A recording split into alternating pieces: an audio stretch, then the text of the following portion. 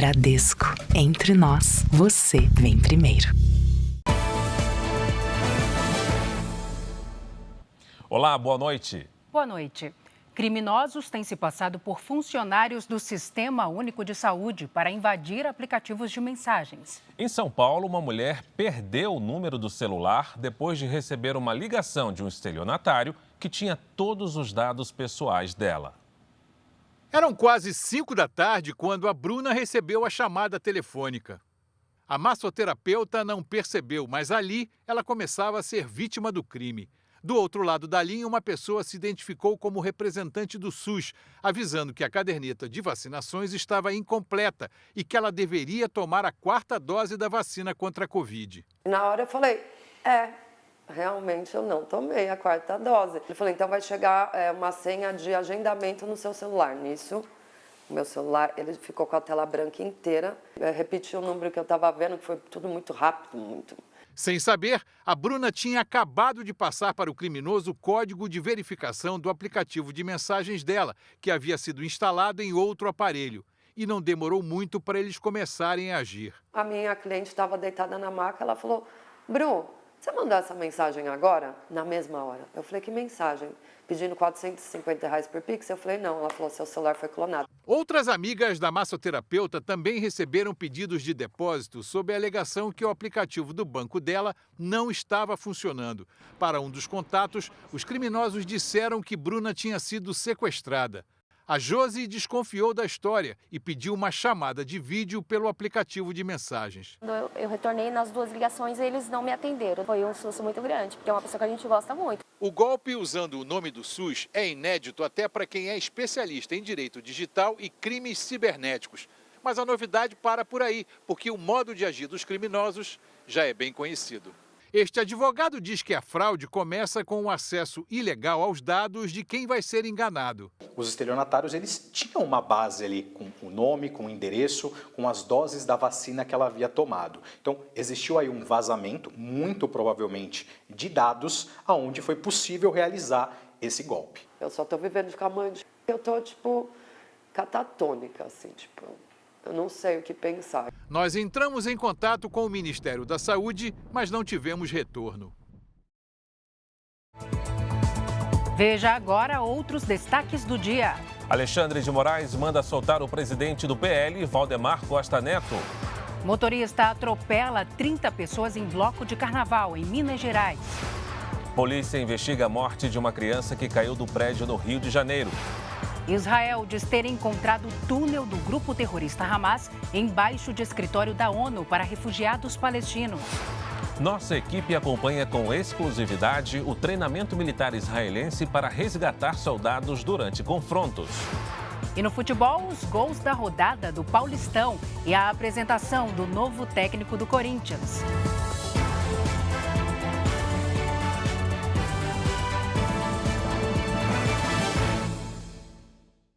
Oferecimento Bradesco. Caia na folia, mas não caia na cilada.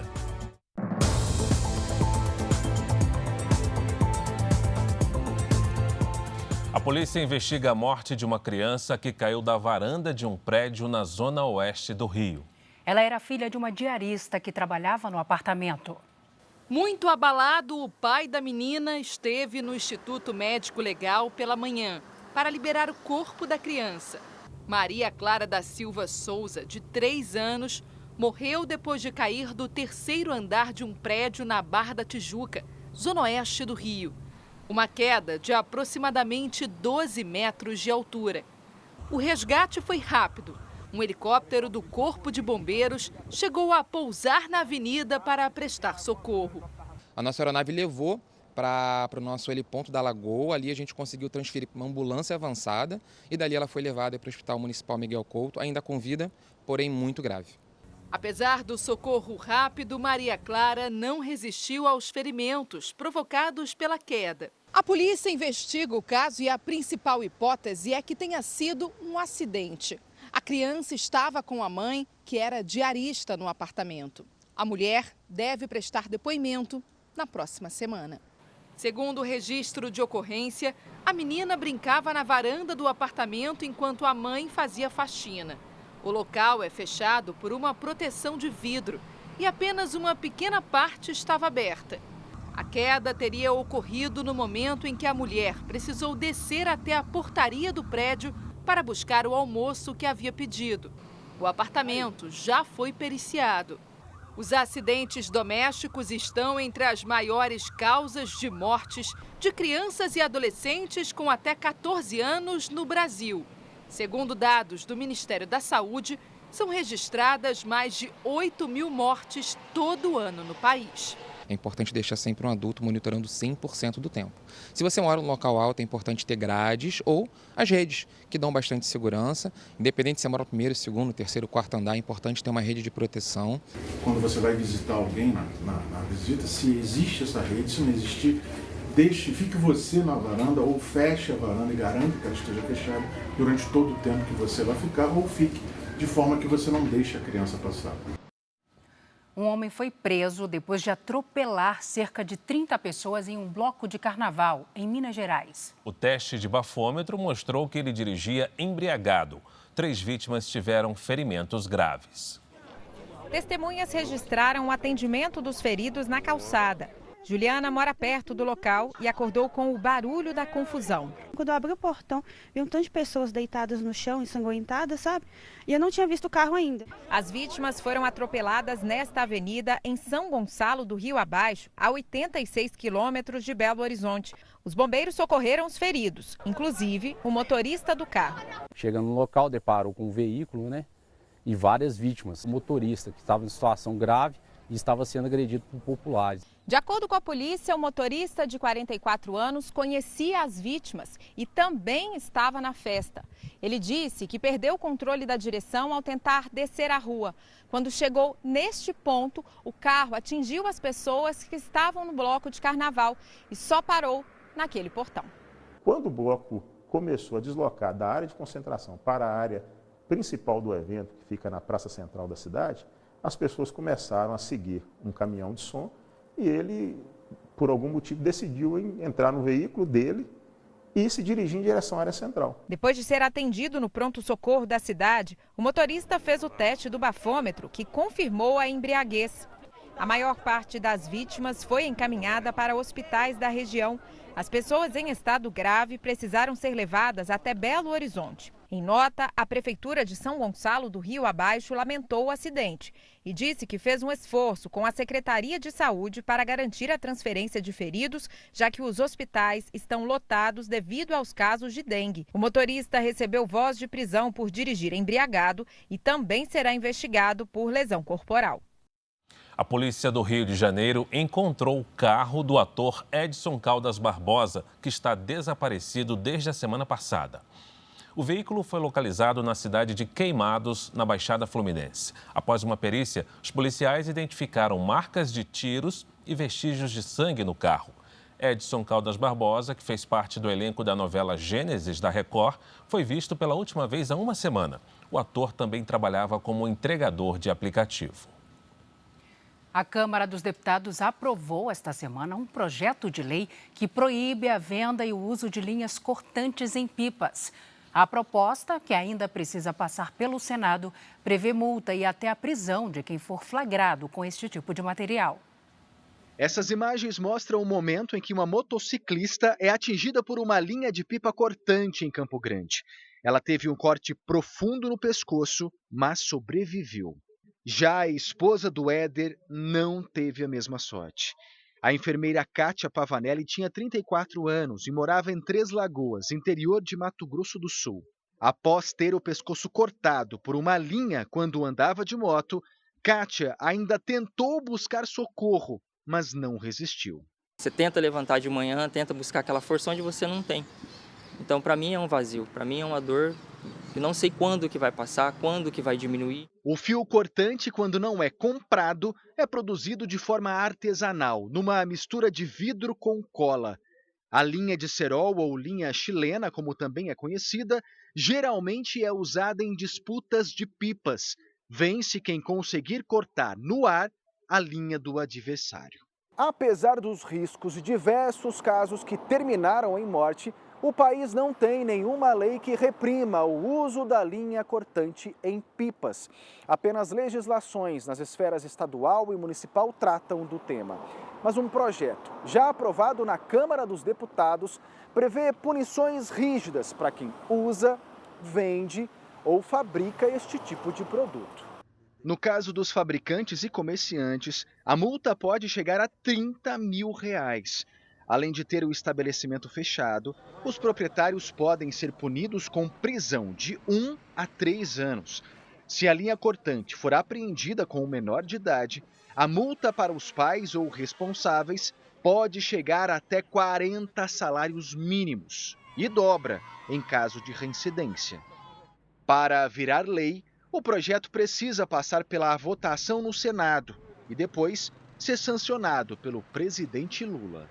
Com essa lei sendo aprovada em nível nacional, além dela manter um padrão, unificar em nível nacional uma lei única para você poder fazer a tipificação desse crime, dessa utilização desse material, com certeza irá facilitar e muito. Quando você tem uma lei mais severa, mais rígida, você tem uma intensificação maior nessa fiscalização. A marca que o Arthur, hoje com 10 anos, traz no pescoço é resultado de um corte com linha de cerol quando era mais novo. Um drama que a avó não consegue apagar da memória. Porque essa linha aí é perigosa. Onde ela vai, ela corta mesmo. Cortou a garganta dele, não foi só a pele, não. Foi no osso da garganta. Cortou as artérias dele. Por isso que eu falo, ele foi um milagre. Mais de 69 mil doses da vacina contra a dengue começaram a ser distribuídas hoje em Mato Grosso do Sul. O público-alvo neste início de vacinação são crianças de 10 e 11 anos devido ao crescimento de hospitalizações pela doença nessa faixa etária. Uma briga deixou 3 pessoas feridas em um bloco de carnaval em Copacabana, no Rio de Janeiro. Um homem usou uma caneca de vidro para ferir um pai que estava com 2 filhos menores. As vítimas foram socorridas e levadas ao hospital. O agressor fugiu, mas já foi identificado. Também no Rio de Janeiro, 7 traficantes ligados à maior facção criminosa do estado foram presos na Avenida Brasil, importante via expressa da capital fluminense. Foram apreendidos 4 fuzis, drogas, rádios transmissores e roupas da Polícia Rodoviária Federal. O Brasil bateu recorde de turistas estrangeiros em 2023, o que trouxe mais de 34 bilhões de reais para a economia, valor superior ao arrecadado durante a Copa do Mundo de 2014 aqui no país. Só o Rio de Janeiro, Salsi, recebeu mais de 1.200.000 visitantes de fora do país, recuperando o patamar de antes da pandemia. É melhor se acostumar, viu? A tendência é cada vez mais nós ouvirmos idiomas e sotaques diferentes pelo Brasil. O país atingiu o topo do ranking de crescimento da Organização Mundial do Turismo na América Latina. Uma excelente notícia para o Brasil, para o turismo brasileiro. Nós alcançamos a marca de mais de 34 bilhões e meio de reais de arrecadação de turistas estrangeiros no nosso país no ano de 2023. No ano passado, o valor superou até mesmo o arrecadado na Copa do Mundo de 2014. O aumento foi de 1,5% em relação ao período em que o país sediou o Mundial. A maior parte dos turistas veio da Argentina, Estados Unidos e Chile. O Rio de Janeiro recebeu mais de 1 milhão de turistas estrangeiros no ano passado, o que era registrado antes da pandemia. E é aqui, no Pier Mauá, que desembarca boa parte deles. Só agora, em fevereiro, devem chegar 11 navios e 84 mil turistas de fora do país. E esses turistas estrangeiros, ainda mais nessa dinâmica que eles estão fazendo esse ano, por exemplo, de ficar mais tempo no Rio de Janeiro, são excelentes, que em vez de gastarem na cidade 1, 2 dias, eles têm gasto 2, 3, 4 dias. Além de receber turistas de fora, muitos brasileiros também procuram a cidade maravilhosa. A Fernanda veio com a família toda de Florianópolis, em Santa Catarina, e já sabe o que quer conhecer. Cristo Redentor, sem dúvida. Pão de Açúcar também, as praias, Copacabana. Neste feriado, a rede hoteleira do Rio registra uma média de 80,18% de quartos reservados. E a expectativa é que a ocupação aumente ainda mais. Isso consolida o nosso setor e cria perspectivas de expansão para os próximos anos. Vocês que estão aqui, que são brasileiros, venham, curtem mais o nosso país, que ele é lindo, lindo por natureza. 4 estudantes morreram num acidente em Vitória da Conquista, na Bahia. As vítimas eram universitárias e estavam a caminho de Minas Gerais para passar o carnaval com a família. Ao todo, 11 estudantes estavam no veículo, que ficou completamente destruído depois de bater contra um caminhão. A van tinha como destino a cidade de Curral de Dentro, no norte de Minas Gerais, cidade natal das vítimas. O acidente aconteceu no início da viagem, na BR-116, ainda em Vitória da Conquista. As estudantes Sandy Viana, Laila Rodrigues, Lauane Braga e Tabata Teiciane morreram no local. Outros 7 estudantes e o motorista foram socorridos. O estado de saúde deles não foi informado. As causas do acidente são investigadas pela Polícia Rodoviária Federal. Durante o carnaval, o que é festa para muita gente se transforma em dor de cabeça para os moradores do entorno dos blocos. A sujeira deixada nas ruas, como latas, garrafas e embalagens, é a principal reclamação. Só hoje, 57 blocos de carnaval desfilaram pelas ruas de São Paulo. Até o fim de semana que vem, serão mais de 460. O público estimado é de 15 milhões de pessoas. 663 toneladas de lixo foram recolhidas nas comemorações do ano passado. A solução é as pessoas entenderem que o lixo não desaparece. Se nós não tivermos essa sorte de ser coletado e disposto adequadamente, ele vai cair numa rede de drenagem que vai chegar no rio, que vai chegar no mar. Lá ele vai poluir. As equipes de limpeza da prefeitura acompanham os blocos e recolhem o lixo deixado no percurso. Mas os moradores reclamam dos resíduos que ficam nas ruas ao lado. O entorno onde teve o carnaval, os blocos, fica tudo sujo, porque o pessoal sai da via e joga, está descendo para outro bloco, alguma coisa semelhante, e vão jogando, tudo que é tipo sujeira, entendeu? Tanto garrafa quanto saco de bolacha, é o que eu mais recebo de demanda, de reclamações, é o lixo. Mesmo onde os garis já passaram, sempre sobra alguma sujeira. O presidente da Associação do Bairro do Bexiga, região tradicional do carnaval paulistano, também reclama do posicionamento dos banheiros químicos.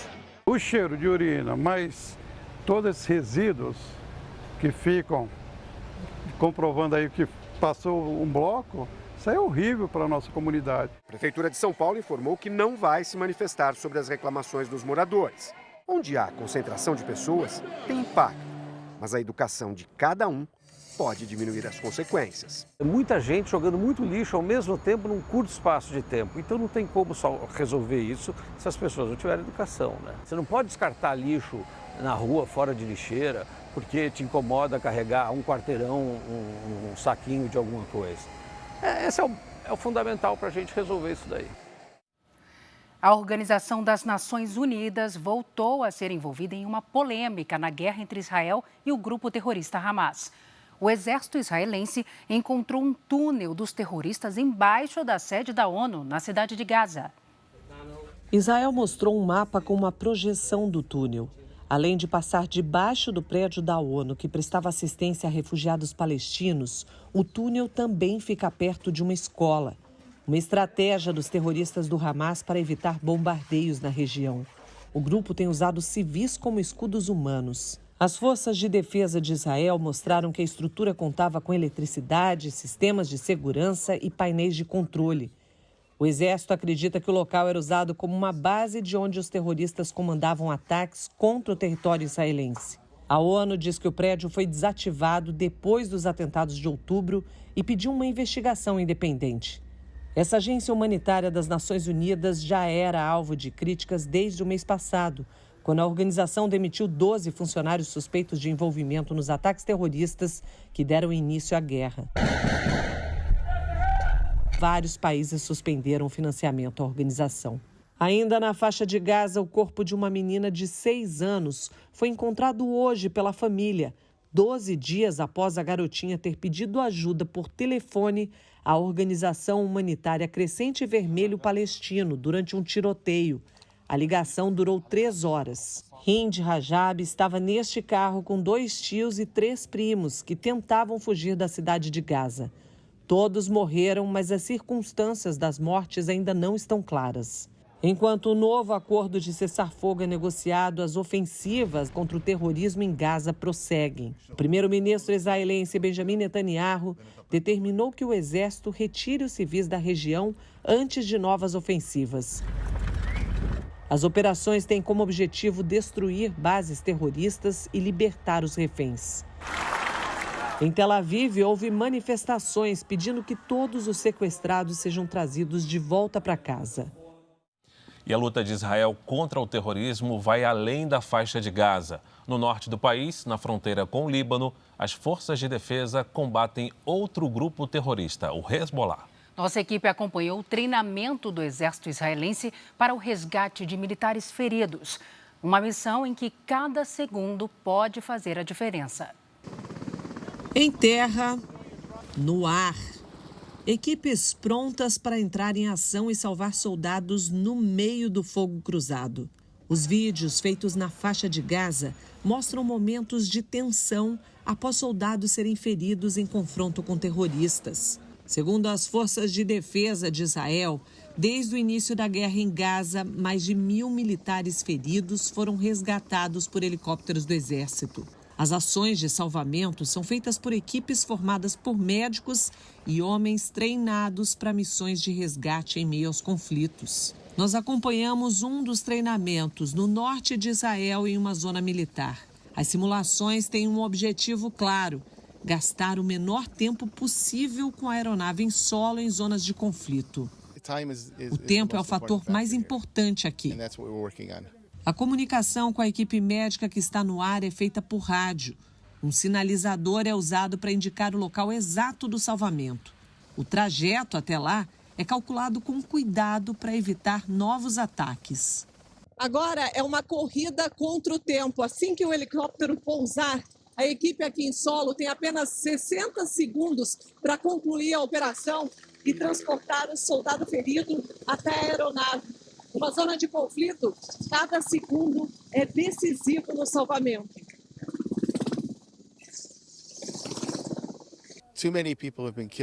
Muitos civis e militares estão morrendo, mas eu também posso dizer que muitos que no passado não sobreviveriam, sobreviveram por causa da tecnologia, por causa das equipes de salvamento que estão agindo rápido para transportá-los até hospitais.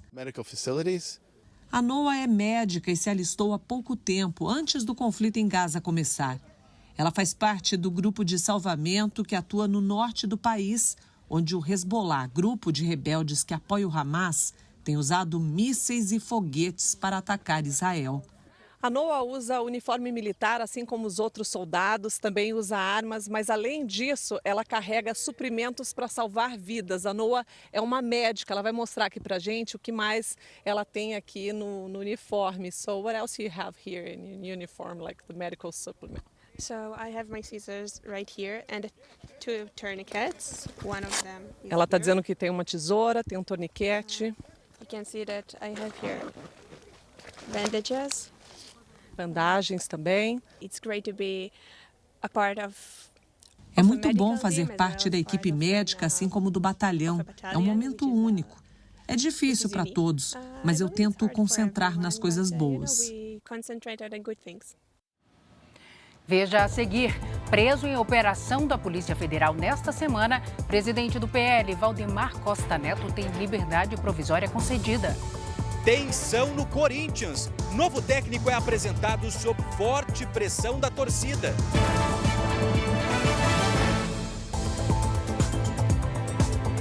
O ministro Alexandre de Moraes, do Supremo Tribunal Federal, concedeu liberdade provisória para o presidente do PL, Valdemar Costa Neto.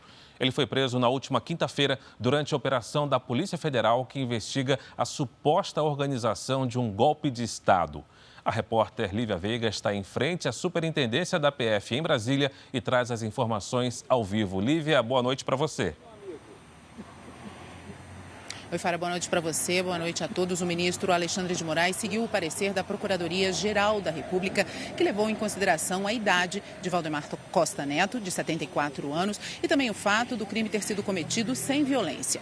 O advogado do presidente do PL já está aqui na Superintendência da Polícia Federal em Brasília. Valdemar Costa Neto foi preso em flagrante na última quinta-feira por posse ilegal de arma. Ele também mantinha em casa uma pepita de ouro de 39 gramas sem origem declarada. A Polícia Federal cumpriu mandado de busca e apreensão na casa dele durante a operação que investiga o suposto plano golpista que envolveria o ex-presidente Jair Bolsonaro, ministros do governo dele e assessores. Além de Costa Neto, outros 3 investigados foram presos e permanecem detidos. A operação foi baseada na delação do ex-ajudante de ordens de Jair Bolsonaro, coronel Mauro Cid. A Polícia Federal acredita que Cid tenha mais informações sobre o suposto plano de golpe e vai ouvir o militar novamente no mês que vem. Fara. Obrigado pelas informações, Lívia. A Câmara dos Deputados teve sua conta oficial em uma rede social invadida por um hacker. O perfil ficou sob o domínio dos invasores por menos de 15 minutos. Foi tempo suficiente para a publicação de uma mensagem com acusações contra o ministro do Supremo Tribunal Federal e presidente do Tribunal Superior Eleitoral, Alexandre de Moraes, e o presidente Lula. Os dois foram acusados de orquestrarem um golpe de Estado. Assim que a conta foi retomada, a mensagem foi excluída. Em nota, a Câmara informou que a senha de acesso também foi alterada pelos administradores. A polícia foi acionada e novas medidas de segurança foram adotadas. A Câmara dos Deputados também vai fazer uma investigação interna. A Justiça do Rio de Janeiro decretou a prisão preventiva do ex-companheiro do galerista americano Brent Sikema, morto a facadas há quase um mês. O cubano Daniel Carreira é acusado de ser um mandante do crime e foi denunciado pelo assassino confesso Alejandro Preves, que está preso. Segundo o Ministério Público, Alejandro foi contratado e receberia dinheiro para matar o galerista. Como Daniel mora em outro país, o mandado de prisão foi encaminhado à Interpol, a Polícia Internacional. Há meses, o calor acima da média é destaque aqui na previsão do tempo. 2023 ficou marcado por ter sido o ano mais quente da história e com os 12 meses seguidos de temperaturas acima do previsto. Lidiane Sayuri, assunto para você, hein? Boa noite. Quando deve mudar esse padrão? Lá pro outono, viu? Abril, mais ou menos, a gente deve ter essa mudança. Salsi, boa noite para você. Boa noite, Fara. Boa noite a todos que nos acompanham. O El Ninho vai se despedir e, com ele, o calor intenso vai embora também. Por enquanto, seguimos com altas temperaturas e muita umidade. Os ingredientes para a formação das nuvens carregadas. Neste domingo, tem previsão de chuva para a maior parte do Brasil. Os temporais acontecem à tarde e podem causar transtornos. A típica pancada de verão. Atenção com a proteção solar. O índice ultravioleta está alto em todo o país e há risco de insolação. Vamos ver como ficam as temperaturas neste domingo à tarde. Em Florianópolis e em São Luís, máxima de 31 graus. Em Belo Horizonte faz até 28. Em Campo Grande, 34. Em Natal, 32. Em Boa Vista, 37 e até 30 graus em Rio Branco. As capitais que devem registrar os maiores volumes de chuva são Manaus, Cuiabá, Brasília, que teve várias ruas alagadas com um temporal na sexta-noite, e Palmas. A quantidade de água só vai baixar a temperatura na capital federal. Neste domingo, a máxima é de apenas 23 graus. A gente abre o Tempo Delivery com o Lucas de Cruzeiro, em São Paulo. Lidiane. Vamos lá, Fara. Oi, Lucas. Boa noite para você. Olha, até terça-feira segue o roteiro de bastante calor com pancadas de chuva à tarde e à noite. Neste domingo faz até 33 graus. Na segunda, 34 e olha só, a terça será ainda mais quente com 35. Tem ainda a Maria, que é de São Luís do Maranhão.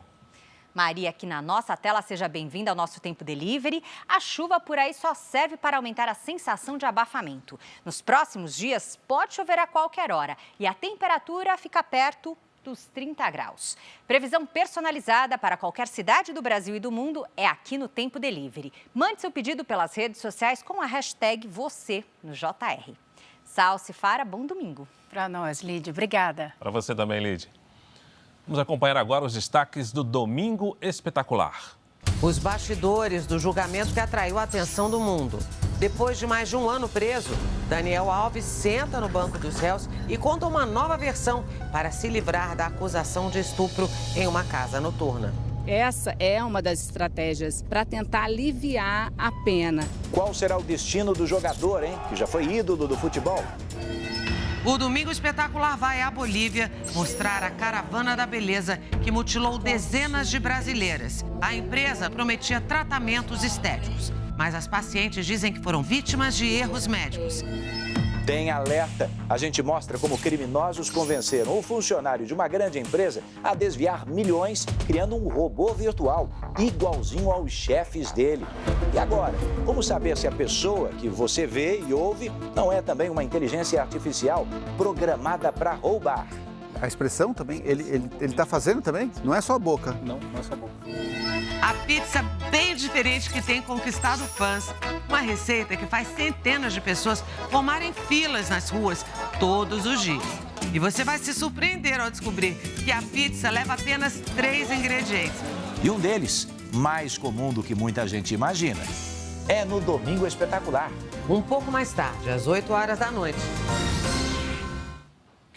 Veja a seguir a renúncia da presidente da Hungria pressionada após dar indulto a um homem envolvido com pedofilia. Agricultores usam abelhas domésticas para aumentar a produção de soja em lavouras do Rio Grande do Sul.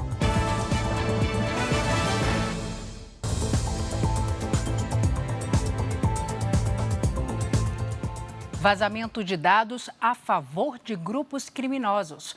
Uma família foi vítima de um crime que começou desta maneira, com mensagens no celular repletas de informações pessoais. E foi através de uma falsa entrega em casa que a quadrilha conseguiu zerar a conta bancária da família. Foi numa mensagem recebida pelo celular que tudo começou. No texto estava escrito o nome do hospital, o nome completo do paciente e a data exata do dia do exame realizado. Todas as informações estavam corretas. E para completar, a mensagem dizia que o resultado precisava ser entregue com urgência. Eu fiquei preocupada, lógico, né? Porque se trata de doença, né? E automaticamente eu aceitei que eles viessem entregar os exames aqui. O valor da entrega era acessível, R$ 6,99. A câmera de segurança do prédio registrou o momento em que o entregador chegou trazendo um envelope na mochila. Ele mantém o capacete na cabeça para evitar ser identificado. O rapaz pega uma maquininha e começa a realizar diversas transações com o cartão da vítima, após ela digitar a senha, alegando problemas para concluir o pagamento. Desconfiada, a mulher pede para ver o valor na tela. É nesse momento que o falso entregador foge pela calçada. Eu percebi que ele começou a digitar muitas vezes, né? Eu olhei do lado, quando eu vi que tinha uma outra pessoa, um outro motoboy, e dali eu já percebi. Eu tentei puxar a maquininha, né? Aí só que ele puxou, ele ficou com a maquininha e eu puxei o cartão. Eu gritei pro porteiro, abre o portão, que eu caí num golpe. O casal, que não quer ser identificado, foi até o banco para tentar reverter o prejuízo. Mas era tarde demais. O criminoso havia zerado tudo que tinha na conta.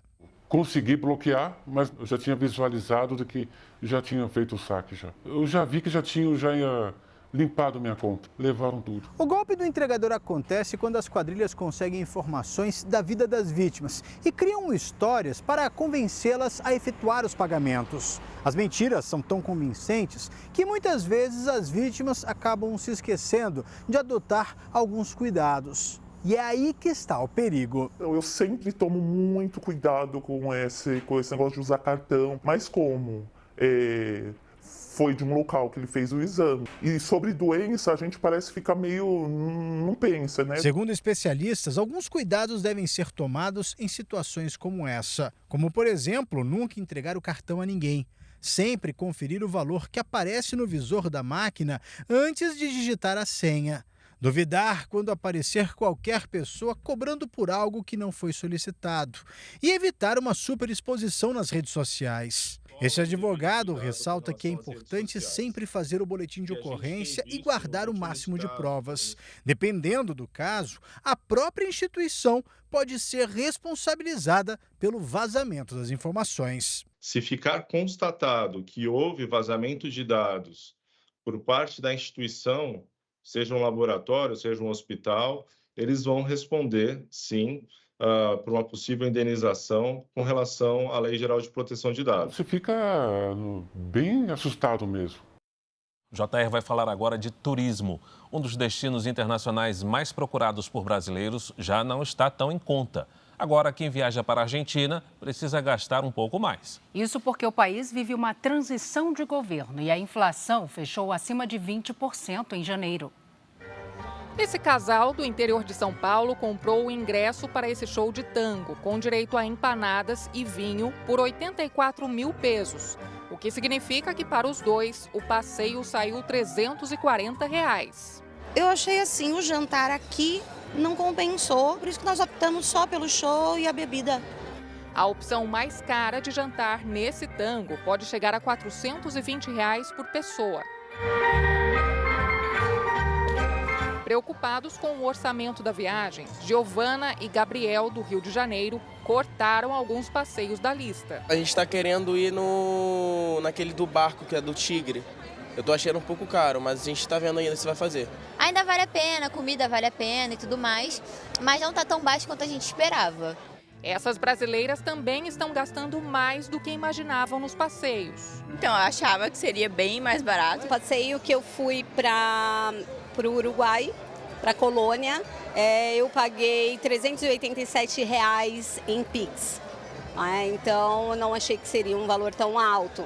A Argentina fechou 2023 com a maior inflação dos últimos 30 anos. Os números oficiais de janeiro ainda não foram divulgados, mas a previsão é de que os preços tenham subido mais de 20% no último mês. Esse economista explica que a alta inflação dos últimos 2 meses faz parte da estratégia do presidente Javier Milei de equilibrar as contas públicas.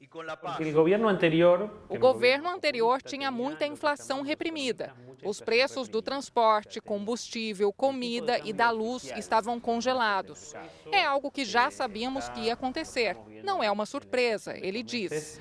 Es algo que ya sabíamos que iba a pasar, no es una sorpresa. O brasileiro que vem com reais ou dólares e troca por pesos não obteve muito mais do que obtinha há 3 ou 4 meses e compra menos. O brasileiro que vinha com $10 ou R$50 podia jantar bem. Hoje já é mais difícil, ele diz. R$50 podia ter uma cena buena. Rafael, que é argentino, foi passar férias no Brasil em janeiro e diz que não sentiu tanta diferença de preço entre os dois países. O transporte público e os passeios estavam mais caros, mas as roupas e as comidas estavam mais baratas no Brasil, ele conta. Já quedou um pouco mais barato que a Argentina. E por mais que os preços estejam mais altos, muita gente não desistiu de passar as férias em Buenos Aires, que continua encantadora. Eu tô adorando, assim, fiquei encantada com a cidade é bem bonita, a arquitetura é bem bonita, né? Eu achei a cidade segura. A presidente da Hungria, Katalin Novák, renunciou ao cargo depois de dar indulto a um homem envolvido em um caso de abuso sexual. Novák sofreu forte pressão da oposição após ser revelada a identidade dos prisioneiros perdoados em abril do ano passado. A decisão foi tomada um dia antes da visita do Papa Francisco ao país. O homem envolvido no caso havia sido condenado por encobrir abusos sexuais em um abrigo para crianças. A presidente húngara fez um pronunciamento à nação afirmando que cometeu um erro e que não deve existir tolerância à pedofilia. Um ataque russo deixou pelo menos 7 mortos no leste da Ucrânia. A Rússia usou drones para atingir a cidade ucraniana de Kharkiv, causando um grande incêndio. Você acompanha nas imagens. Entre as vítimas estão 3 crianças. Segundo autoridades, pelo menos 14 casas foram atingidas. O ataque aconteceu durante a visita de integrantes do governo americano a Kiev, capital da Ucrânia. O governador do estado americano do Texas visitou a região que faz fronteira com o México 2 vezes nesta semana e resolveu intensificar as medidas de segurança contra a imigração ilegal. Greg Abbott prometeu aumentar o controle das tropas estaduais para proteger a região do que chamou de invasão de imigrantes. Isso pode subir a tensão com o presidente Joe Biden, que acusa Abbott de interferir no trabalho do governo federal. No centro da polêmica da imigração ilegal está o estado americano do Texas. É por lá que muitos imigrantes atravessam do México para os Estados Unidos sem permissão. Para conter a crise migratória, o Texas instalou cercas de arame farpado ao longo de quase 50 quilômetros pela cidade de Eagle Pass. O governador Greg Abbott diz que a medida é uma alternativa à falta de ação do governo federal. O presidente Joe Biden tem sido criticado pelo alto índice de imigrantes ilegais desde o começo do mandato. E uma disputa entre as autoridades federal e estadual teve início neste ano. Em janeiro, a Suprema Corte Americana aprovou a remoção dos bloqueios de arame. Agentes federais deveriam executar o trabalho, mas foram impedidos por militares da Força Nacional do Texas. Nesta disputa, outros estados saíram em defesa do Texas por considerar que Biden deixou o país desprotegido e vulnerável à entrada desordenada de imigrantes. Em uma declaração conjunta, governadores apoiaram o direito do estado de se autodefender. Ao final, o documento é assinado por 25 governadores republicanos, incluindo Ron DeSantis, da Flórida, e Joe Lombardo, aqui de Nevada.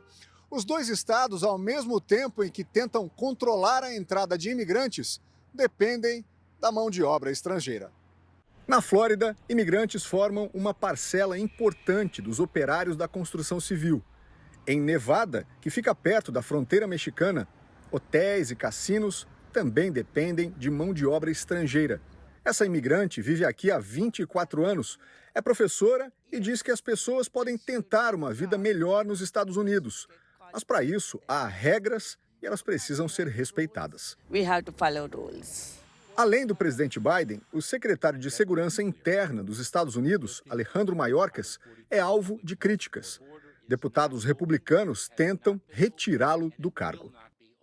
De volta ao Brasil, um dos alimentos mais consumidos no país, o arroz, está pesando no orçamento doméstico. Em dezembro, o produto atingiu o maior valor em 18 anos e a previsão de queda dos preços é só a partir de julho. Ele é o queridinho nos pratos do brasileiro e, junto com o feijão, então, forma uma combinação perfeita. Essencial, arrozinho e feijão, todo dia a gente quer comer o arrozinho com feijão, né? É a melhor combinação que tem. Mas garantir o arroz durante as refeições está cada vez mais caro. Nossa, tá salgado demais. Aumentou bastante. Esse aqui ele tá R$35, quase R$36, o mais barato. O pacote de 5 quilos de arroz ultrapassa os R$30 em diversas cidades do país. Um valor que não era observado desde o auge da pandemia. De acordo com o IBGE, de janeiro a dezembro de 2023, o alimento teve alta de 24,54% em comparação a 2022. Na contramão da média dos preços dos demais produtos da cesta básica, que recuou 0,52%. Muitos produtores abandonaram a cultura e foram para outras culturas mais rentáveis. Resultado, a produção diminuiu, o consumo se manteve e a gente ainda teve boas exportações de arroz no ano passado. As chuvas e ciclones que atingiram o Rio Grande do Sul, o principal produtor do cereal no Brasil, atrapalharam a colheita e atrasaram o plantio da próxima safra. A Índia, que é responsável por 40% do fornecimento global de arroz, foi apontada como a principal vilã desse aumento, desde que adotou em julho do ano passado restrições às exportações. A Federação da Agricultura e Pecuária aqui de Goiás estima que a recuperação de mercado só deve acontecer a partir do segundo semestre. Em dezembro do ano passado, o preço da saca de arroz de 50 quilos chegou a R$ 127,36, o maior valor de toda a série histórica medida desde 2005. Segundo dados do Centro de Estudos Avançados em Economia Agrícola da USP. Por enquanto, o jeito é adotar a boa e velha pesquisa pelo menor preço e até mesmo substituir o queridinho dos pratos brasileiros por outras fontes de carboidrato. O macarrão eu acho uma comida boa, prática e rápida, né? Então a gente faz um macarrãozinho. Batata, a gente está substituindo para o que dá. Agora o Jornal da Record vai de futebol. Na abertura da 7ª rodada do Paulistão, caiu a invencibilidade do São Paulo. Em Campinas, a Ponte Preta levou a melhor sobre o tricolor. Depois do escanteio, Dudu furou, mas o argentino Gabriel Risso acertou um belo chute para abrir o placar. Perto do fim do jogo, a Ponte ampliou. Renato chutou por entre as pernas do goleiro Rafael para fazer 2-0. Foi a primeira vitória da Ponte em casa. A equipe segue em segundo lugar do Grupo B, 2 pontos atrás do Palmeiras, que agora é o único time invicto desse Paulistão. E a Record transmite amanhã a partida entre Mirassol e Santos pela 7ª rodada do Paulistão. A bola rola a partir das 6 da tarde. O Peixe quer manter a boa fase, só que o Mirassol também chega embalado. Em Mirassol é tradição. Antes do jogo no estádio Maião, tem que passar no Almeida. Dizem que o torresmo de lá é imperdível. Quem gosta, come com gosto. Um limãozinho em cima e pronto. O jogo é às 7 da noite. A gente vem às 5 justamente para aperitivar o tradicional torresmo do Almeida. O Almeida existe há 39 anos, com o torresmo sendo o carro-chefe do cardápio. Mas não é que para esse domingo o dono está querendo inovar? Aqui domingo é sardinha frita e torresmo do Almeida. Tá garantido já. 2-1 Mirassol. Tanto otimismo tem motivo. O Mirassol chega embalado pela goleada por 4-0 sobre o Santo André. O time é o segundo colocado do Grupo C, atrás apenas do líder, Red Bull Bragantino. Só que o peixe desse Paulistão tá bem difícil de ser fisgado. O Santos é líder do Grupo A, tem 5 vitórias e só 1 derrota. E tem um atacante que tá tirando o sossego de qualquer adversário. O sorriso é de quem sabe que está em boa fase. Guilherme já marcou 2 gols no Paulistão. Estou muito à vontade, não só dentro de campo, mas fora dele também. O dia a dia aqui com os novos companheiros tem sido muito bom, muito leve, clima gostoso. E a gente tem levado isso para o campo também, tem dado muito certo. O Santos chega forte, venceu o clássico contra o Corinthians nesta semana. E nesse domingo pega o Mirassol, no Maião, pertinho do Almeida. Um querendo fritar um peixinho em casa, o outro louco para estragar o prato do anfitrião. Como a gente brinca aqui, engrossar o caldo para eles lá e fazer um grande jogo, se Deus quiser. Na parte de baixo da tabela, Portuguesa e Corinthians se enfrentam nesse domingo para tentar espantar a crise pelas péssimas campanhas no Paulistão. Pois é, hoje o novo treinador da equipe alvinegra foi apresentado. Antônio Oliveira já chega sentindo a pressão da torcida. Mais de 30 representantes de torcidas organizadas foram ao portão do centro de treinamento. A Polícia Militar acompanhou de perto. Apesar da cobrança forte, não houve violência. O vice-presidente de futebol, Rubens Gomes, ouviu as reivindicações e depois permitiu a entrada de algumas pessoas que queriam cobrar os jogadores mais experientes do grupo. Torcedores e seguranças do clube não permitiram que nos aproximássemos. De longe, deu para ouvir uma cobrança forte em cima de uma vitória urgente e pela chegada de reforços. Enquanto o clima estava quente aqui fora, lá dentro eram apresentados o novo técnico e o novo executivo de futebol. Fabinho Soldado, que estava na diretoria do Flamengo, chegou mostrando interesse em atender uma das reivindicações da torcida, que são as contratações. Até porque o calendário não espera.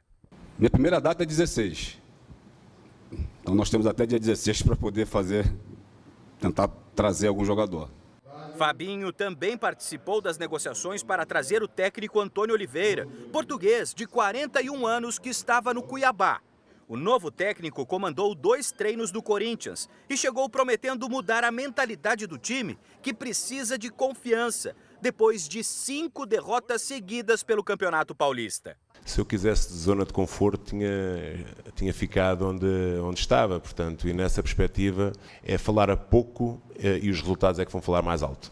O Corinthians enfrenta amanhã a Portuguesa na Neoquímica Arena, em busca de uma vitória para aliviar a pressão. Antônio Oliveira não esconde que esta é uma grande oportunidade proporcional ao tamanho do desafio que é tirar o time da zona de rebaixamento. É uma felicidade enorme poder representar e aquilo que eu quero mais é sentir-me neste momento mais um corintiano, alguém que vai defender esta causa com unhas e dentes e que, como eu disse, quero me consolidar como um membro desse bando de loucos e ganhar muito aqui. Agora a gente fala de uma lei aprovada na cidade de São Paulo que determina que todas as escadas rolantes precisem ter placas que informem como acionar o botão de pânico. O dispositivo de segurança que bloqueia o equipamento em casos de emergência pode evitar acidentes graves. Bianca ainda se recupera do susto.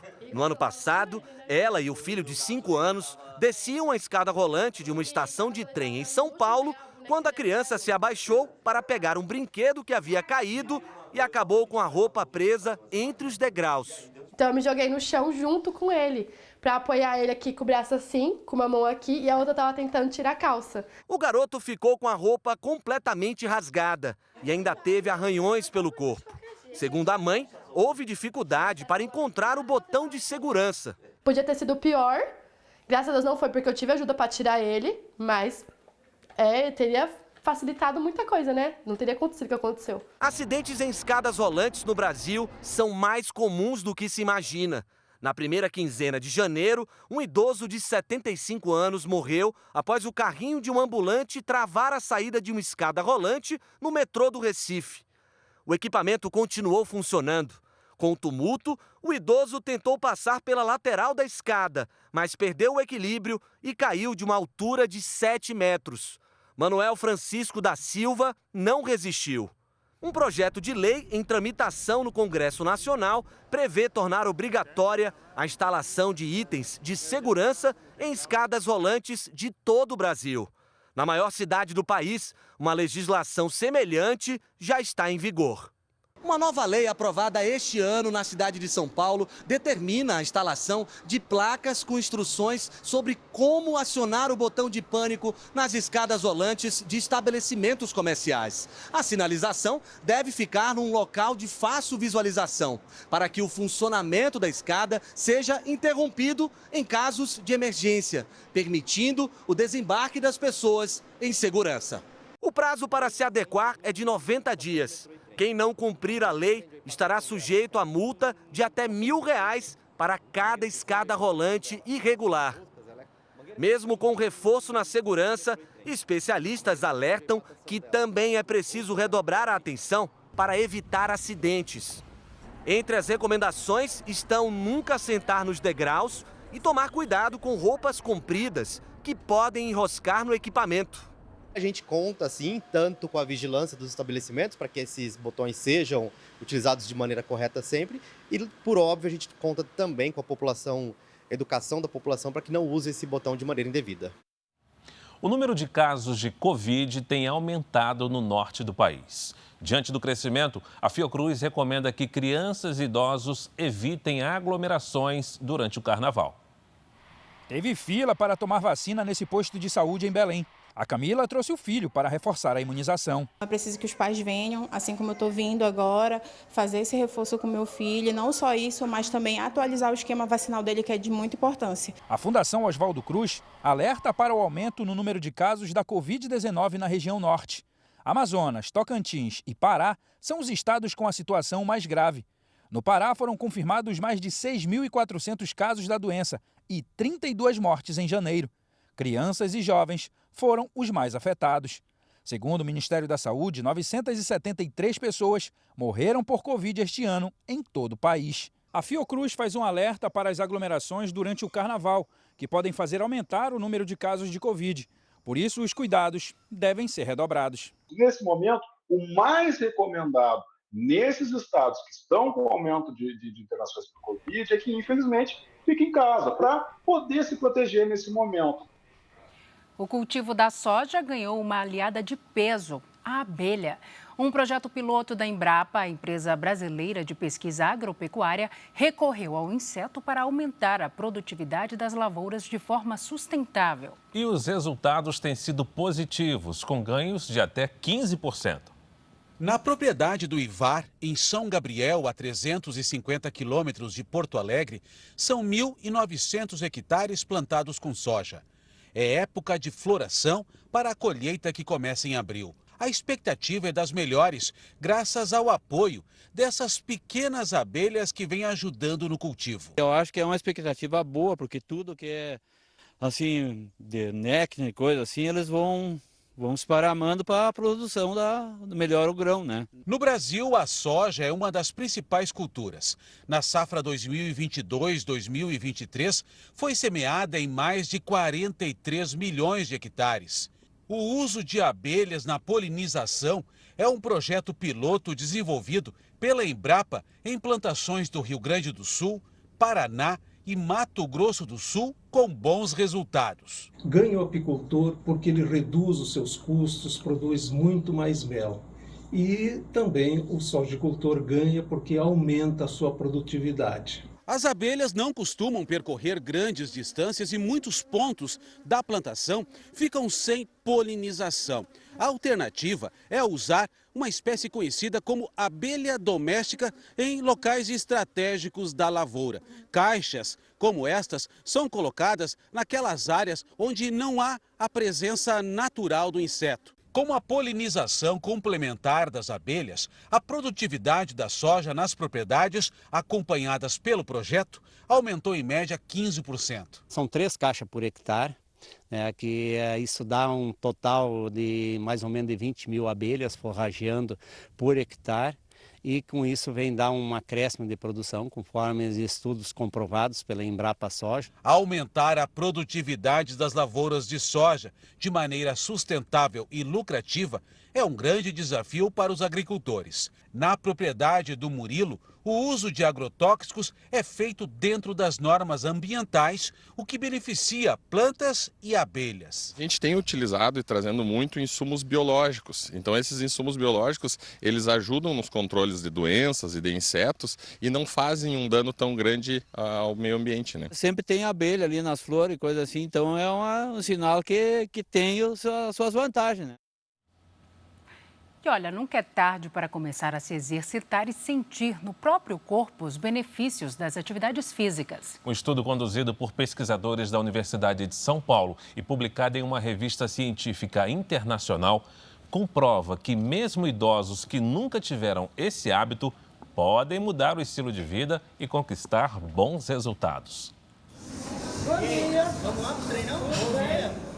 70 anos de muita saúde e disposição. O primeiro compromisso do dia da Dona Luzinete é aqui, na academia. Postura e disciplina admiráveis conquistadas ao longo dos últimos 15 anos. Eu faço aeróbica, musculação, alongamento e pilates. Ela me chama a atenção pela idade um pouco mais avançada e mesmo assim ela tem uma consciência corporal muito grande. Os bons resultados e a qualidade de vida que os exercícios físicos trazem para o dia a dia da Dona Luzinete foram comprovados num estudo científico conduzido por pesquisadores da Universidade de São Paulo. A publicação saiu na Revista da Sociedade Americana de Fisiologia. A pesquisa mostrou que o corpo é capaz de responder aos estímulos, seja qual for a idade em que se começa a prática das atividades físicas. E que os idosos respondem positivamente, desde que a quantidade de exercícios seja adequada a cada pessoa. Esse professor da Faculdade de Medicina da USP, que participou do estudo e integra a equipe que assinou o artigo internacional, explica a capacidade que o corpo humano tem para se adaptar ao exercício, em qualquer época da vida. Nosso corpo é bastante flexível, os nossos sistemas se adaptam beneficamente ao estímulo do exercício físico, mesmo na idade mais avançada. Desde que a gente ofereça um estímulo adequado, todos os idosos respondem com um aumento de massa muscular, com um aumento de funcionalidade ao estímulo do exercício físico. Na mesma revista, um outro artigo serve de incentivo a quem ainda não pratica atividades físicas. Cita um irlandês de 92 anos que começou a fazer remo aos 73. Os cientistas observaram que o desempenho aeróbico dele é semelhante ao de uma pessoa de 30 anos. Esse estudo ele está em linha com o nosso conduzido aqui na Universidade de São Paulo. Se torna um multicampeão de remo, né, e adquire uma capacidade física que é similar à de jovens. Assim como a capacidade da Dona Luzinete, que tem força e energia de sobra. Eu moro no 5º andar e eu subo essas escadas todas sem me cansar. Então eu tenho que carregar meus pesos que eu trago do mercado, minhas compras, né? Eu pego um balde de água assim, eu nem sinto que está pesado. Eu me sinto jovem. Peruíbe, no litoral sul de São Paulo, concorre ao título internacional de Cidade das Aves. O município atrai espécies que vêm de longe em busca de alimento e condições ideais para a reprodução. Nesta época, os observadores de pássaros também viajam para lá atrás de experiências que podem ser inesquecíveis. Elas são pequenas, delicadas e cheias de história. Todos os anos, as batuíras de bando percorrem 30 mil quilômetros, saindo do hemisfério norte rumo ao hemisfério sul. Nessa época, procuram descanso em praias brasileiras, como a de Peruíbe, no litoral sul paulista. É aqui que elas juntam energia, elas comem bastante, elas dormem, para depois poderem voltar para o Polo Norte em maio. Então essa área é um restaurante enorme para elas, um dos poucos locais no litoral de São Paulo onde elas podem descansar em paz, sem perturbação humana. No mundo todo, a população de aves migratórias é cada vez menor.